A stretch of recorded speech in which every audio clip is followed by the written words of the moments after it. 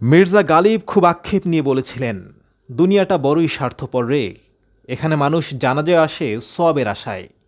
সেই গালিবের কথা ধরে যদি আপনারা রাজনীতিতে তাকান, দেখবেন একটা ভয়ঙ্কর চিত্র। যারা জনসেবক দাবি করেন, দেশের জন্য যারা প্রাণ দিতে রাজি আছেন, তারা এদেশে আসলে আসেন ওই সওয়াবের আশায়। সেই সওয়াব কি আপনি ভালো করেই জানেন। যদি আপনি শেখ হাসিনা থেকেও হিসাবটা মেলাতে শুরু করেন, দেখবেন ভয়ঙ্কর রকম কথা। শেখ হাসিনা শুধু নিজেই দেশে থাকতেন, তার সন্তান থেকে শুরু করে সবাই দেশের বাইরে, তার পরিবারের বাকিরাও দেশের বাইরে। তিনি শুধুই দেশটাকে শাসন করতে হয় বলে খোলসটা নিয়ে এখানে থাকতেন। তারপর এলেন ডক্টর মোহাম্মদ ইউনূস। তিনি কি করলেন? তিনিও ওরকমই, এদেশে তার তেমন কিছুই নেই।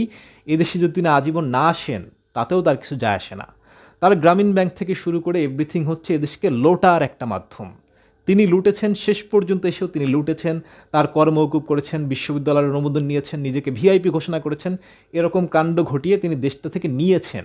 তার দেয়ার হার কিন্তু অত বেশি না। একটা নোবেল তিনি পেয়েছেন, তবে সেই নোবেলে বাংলাদেশের খুব একটা উপকার হয়নি। গ্রামীণ ব্যাংক বাংলাদেশের খুব একটা সুখকর কোনো স্মৃতি নয়। এবার আসেন বর্তমান প্রধানমন্ত্রী।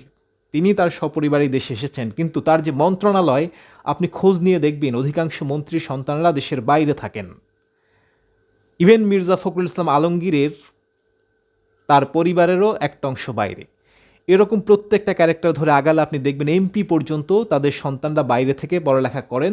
তারা এদেশে ওইটুকু সময় থাকেন যতক্ষণ তার ক্ষমতাটা আছে, যতক্ষণ তিনি ক্ষমতায় থাকবেন, সিটে থাকবেন।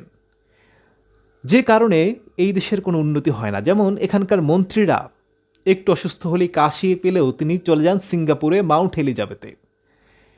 এরকম করে এদেশের মন্ত্রীদের সন্তান, এমপিদের সন্তান, রাজনৈতিক নেতাদের সন্তান পরে হচ্ছে বিদেশে। যে কারণে আমার দেশের পিজি হাসপাতাল কোনোভাবেই উন্নত হয় না, এখানকার চিকিৎসার মান বাড়ে না, গবেষণা বাড়ে না। পিজি হসপিটালকে এখন বিশ্ববিদ্যালয় করা হয়েছে, কিন্তু তার রিসার্চ বাড়েনি, তার মান ওভাবে বাড়েনি, মানুষ সেবা পাচ্ছে না। এখনও যে কোনো একটা বড় রোগের জন্য মানুষকে ভারতে ছুটতে হয়, কারণ সবার তো সিঙ্গাপুরে ছোটার সামর্থ্য থাকে না, তারা কম দামে ভারত ছোটেন। আমাদের দেশের বিশ্ববিদ্যালয়গুলোর মান ভালো নেই। কেন ভালো নেই? কারণ আমাদের মন্ত্রীর সন্তানরা, এমপির সন্তানরা, রাজনৈতিক নেতাদের সন্তানরা কেউ এখানে পড়েন না। তারা খোঁজ নেওয়ার ট্রাই করেন না যে বিশ্ববিদ্যালয় কেমন আছে, কিংবা তাদের কোনো উদ্যোগ নেই, যেমন চলছে তেমন চলুক, লিল্লাহিয়াত এরকম। তো প্রত্যেকটা সেক্টরে আপনি দেখবেন যে আমাদের সরকারটা আসলে প্রবাসী সরকার।